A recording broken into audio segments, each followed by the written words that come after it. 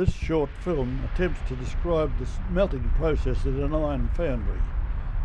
The requirements of the casting process of an iron foundry consists of a cupola, or a smelting furnace, which is a steel vertical tube of any given diameter standing on steel legs and fire brick lined with circular fire bricks. At the top is a charging hole where the smelting coke, cast iron and limestone as a flux is loaded layer by layer from a charging platform. The coke is first heated by a wood fire through a special hole at the bottom of the furnace, and when the time is right, this hole is bricked up tight. A wind blast is provided by a high pressure electric fan blower which enters the furnace by a steel wind belt with entry holes about 150 centimetres from the bottom of the furnace. These holes are known as the tuyeres. The bottom is a steel plate hinged on one side and propped up with a vertical piece of steel to keep the bottom sealed tight, and the floor inside is rammed tight with clay bonded sand.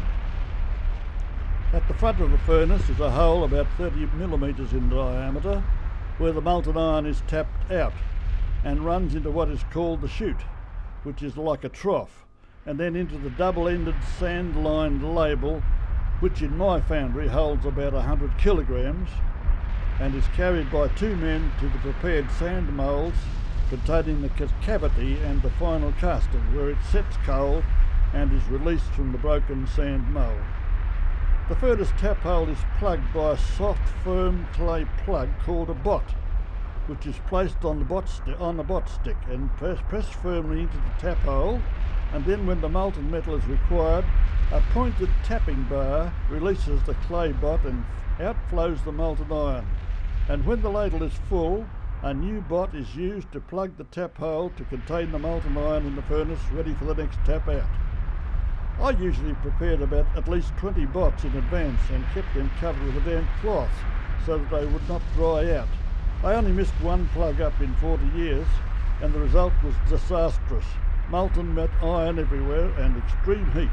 However, I fixed the problem. When we finished the pour, I never give up until the work is complete.